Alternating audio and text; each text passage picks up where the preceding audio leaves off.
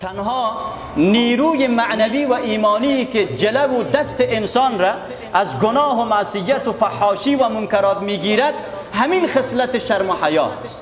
اگر لباس شرم و حیا و عفت از تن مسلمان در زندگی بیرون کشیده شد، دیگر هیچ چیز جلوی مسلمان را از بی‌حیایی و گناه و معصیت و نافرمانی و فحاشی گرفته نمیتواند. رسول علیه السلام میفرماید اذا لم تستحی فاصنع ما شئت. هر وقتی که حیا نکردی، نیرو و خصلت شرم و حیا از زندگی تو و از وجود تو بیرون کشیده شد و برداشته شد، بعد هر چی که از دست تو آمد انجام میدی، دیگر هیچ چیز جلوی تو را گرفته نمیتواند. عوامل وقاحت و بیشرمی و بیحیایی متاسفانه در عصر ویرانگر امروزه ما خیلی زیاد هست. وسایل اینترنتی که هر کدام به دنبال خودش سیلاب ها و طوفان های از وقاحت و بیشرمی و بیحیایی را به دنبال دارد، در چنین عصر و شرایط خطرناک و ویرانگر مسلمان باید بیدار باشد. کسانی که امروزه ما شما میبینیم در صفحات، کسانی که از آدرس مسلمان در صفحات تک تاک خودشان حرفهای و پیامهای بسیار زشت و رکیک و شرماوری که با شنیدن عرق شرم و حیا از سر و پیشانه مسلمان با حیا سرازیر می شود، با وقاحت و بیشرمی تمام، حتی زن هستند، دختر هستند، به انظار عمومی به نمایش می گذارند، به زبان می آورند. چی کارهای وقاحت و بیشرمی را به تصویر نمی کشند و انجام نمی دهند. دلیلش این است که به فرموده رسول علیه السلام لباس شرم و حیا از تن اونها بیرون کشیده شده است.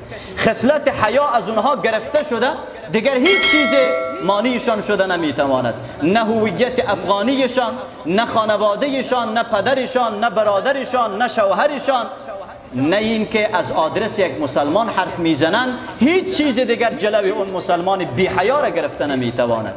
از اون افرادی که در تیک تاک بی حیایی میکنن، بی حیاتر کسانی هستند که با تشویقشان، با ترغیبشان، با دنبال کردنشان اونها را حمایت میکند، اونها را رشد میدهد، تشویق میکند و در صفحاتشان داخل میشوند تا اینکه از این بیشتر در میان امت اسلامی وقاحت و بی‌حیایی و بیشرمی ترویج پیدا بکند.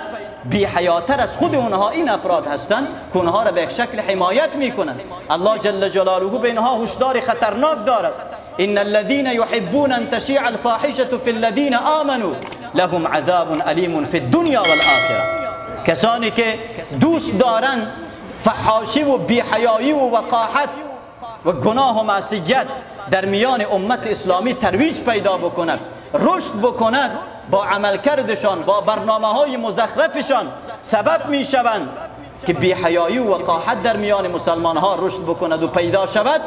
الله جل جلاله اینها را به عذاب سخت و شدید در دنیا و آخرت هشدار داده است. اینها بدانند هم در دنیا مورد خشم و غضب و گرفت و عذاب الله جل جلاله قرار میگیرند و هم در سرای آخرت عذاب سخت الهی در انتظارشان هست. بنابراین خصلت شرم و حیا و عفت مهمترین خصلت و پدیده در زندگی فرد مؤمن و مسلمان به حساب می آید.